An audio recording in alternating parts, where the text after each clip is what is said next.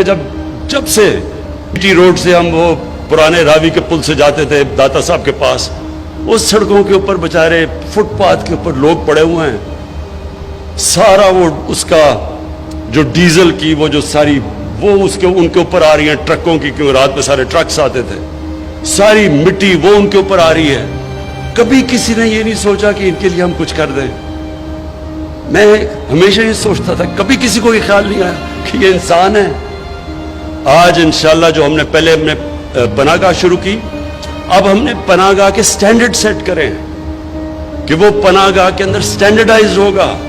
یہ نہیں ہوگا کہ ایسے بیچارے غریب آ گئے تو ان کو کوئی کھانا، ان کا کھانا سٹینڈرڈائز ہوگا، ان کے لیے باقاعدہ صاف کپڑے، ان کے بیڈ شیٹ صاف ہوں گی، ان کے غسل خانے صاف ہوں گے، ان کو گرم پانی ملے گا، ان کو انسان بنا کے ہم انشاءاللہ رکھیں گے۔ ان کو بھی کہیں گے کہ یہ آپ کا پاکستان ہے۔ 40% لاہور کچی آبادیاں ہیں، کیونکہ ہم نے کبھی سوچا ہی نہیں کہ بیچارے جو غریب لوگ ہیں، جو مزدور ہیں، جو کام کرنے والے ہیں، وہ کدھر رہیں گے؟ کسی نے نہیں سوچا، کیونکہ ہماری جو مائنڈ سیٹ ہے پاکستان کا، وہ ایلیٹس مائنڈ سیٹ رہا ہے۔ ہم جو ملک اپنا پوٹینشیل پورا نہیں کر سکا، اس کی وجہ یہ کیا ہے کہ سارے فیصلے کرتے ہیں چھوٹے سے طبقے کے لیے۔ جب یہ ہوا کرونا کا، تو میں نے پہلے دن جب مجھے کہا نا جی لاک ڈاؤن لگا دو، وہ دیکھیں جی اٹلی میں بھی لگ گیا، ادھر بھی لگ گیا، اسپین میں بھی، اور دیکھیں اب انگلینڈ بھی لگا رہا ہے، تو آپ بھی لاک ڈاؤن کر دیں۔ تو میں بار بار ایک سوال پوچھتا تھا کہ لاک ڈاؤن تو ہم لگا دیں، لیکن وہ دیہڑی دار، وہ غریب لوگ، وہ کچی بستیوں، ان کا کیا بنے گا؟ کسی نے مجھے اس کا جواب نہیں دیا، کیونکہ ان کو فکر ہی نہیں تھی کہ ان کا کیا بنے گا۔ کسی نے یہ سوچا ہی نہیں کہ جب آپ جو آدمی مزدوری کر کے، دیہڑی کر کے بیچارے اپنے بچوں کا پیٹ پالتا ہے،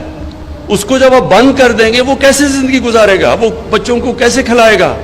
لیکن اپنا سوچ رہے تھے، چھوٹا سا طبقہ اپنا سوچ رہا تھا کہ میں تو عمران خان تو جناب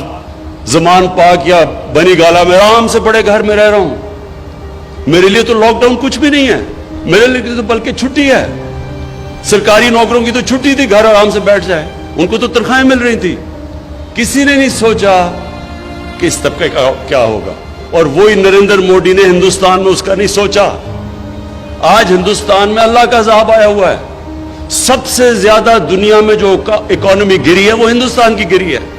کیونکہ 4 گھنٹے پہ نوٹس پہ اس نے ملک بند کر دیا۔ بیچارے غریب لوگ، وہ جو دیہاتوں سے شہروں میں کام کرنے آئے تھے، وہ کتنے 100 میل چل کے جا رہے ہیں، بیوی بچے، غریب لوگ بھوکے،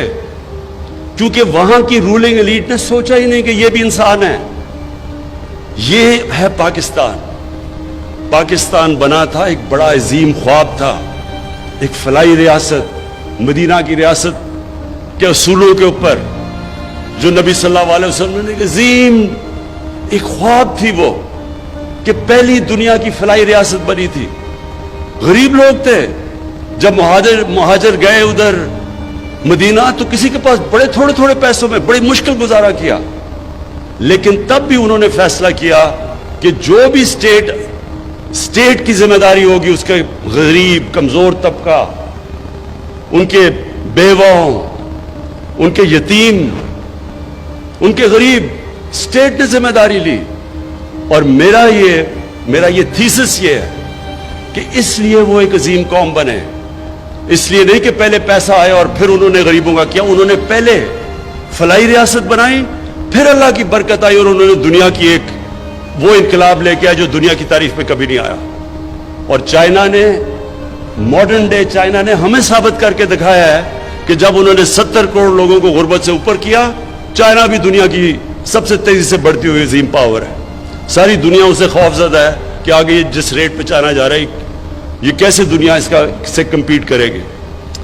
یہ ہے ہماری پاکستان کی خواب۔ ہم جب نیا پاکستان کی بات کرتے ہیں، پہلی دفعہ پاکستان میں غریب لوگوں کو ہیلتھ کارڈ دیا، ہیلتھ انشورنس دیا۔ کبھی کوئی نہیں سوچتا تھا کہ غریب جو مشکل سے اپنے بھی بچوں کا پیٹ پالتا ہے، تو ایک بیماری ہو جائے تو وہ کیا کرتا ہے، وہ کدھر سے پیسے لے کے آتے ہیں۔ تو پہلی دفعہ ہیلتھ انشورنس پنجاب اور کے پی میں ساری ہم سب سب کو کور کریں گے ہیلتھ انشورنس سے، اور شروع کر دیا ہم نے. اور اسی طرح یہ جو ہم نے اب ہماری کنسٹرکشن کے اندر نئی ہاؤسنگ کی ہے، افورڈیبل ہاؤسنگ، پہلی دفعہ پاکستان میں، پہلے تو روٹی کپڑا مکان ایک سلوگن تھی، یہ پہلی دفعہ ہم اب لوگوں کے لیے جو ہماری ہاؤسنگ اب شروع ہو رہی ہے نیا پاکستان ہاؤسنگ میں، باقاعدہ ہم صرف یہی نہیں کہ ہم ہر جگہ جو بھی سوسائٹی بنے گی اب اس کے اندر غریبوں کی ہاؤسنگ رکھیں گے، باقاعدہ ان کے لیے ہم نے پیکج دیا ہے 30 ارب روپے کا، ان کو سبسڈائز کر کے گھر دیں گے. ان کے لیے ہم کم انٹرسٹ ریٹ، 5% انٹرسٹ ریٹ پہ اگر وہ بینک سے پیسہ لیتے ہیں تو ان کو کم انٹرسٹ پہ، یعنی پہلی دفعہ تنخواہ دار غریب طبقہ مزدور ان کو موقع ملے گا کہ وہ بھی اپنا گھر خرید سکے پاکستان میں. اور یہ جو انشاءاللہ راوی پروجیکٹ ہوگا اس میں باقاعدہ افورڈیبل ہاؤسنگ ہوگی، تاکہ یہ نہ ہو کہ وہ بیچارے کچی وادیوں میں لوگ رہیں، وہ بھی یہاں آ کے ان کے لیے بھی گھر ہو. اور پھر جو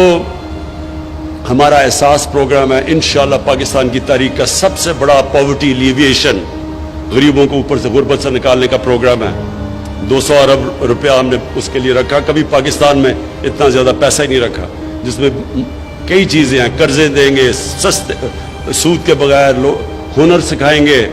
اسکالرشپس دیں گے، اور اس کے اندر یہ بھی ہے اور دے رہے ہیں، اور اس کے اندر یہ بھی ہے کہ دیہات کے اندر خواتین کے لیے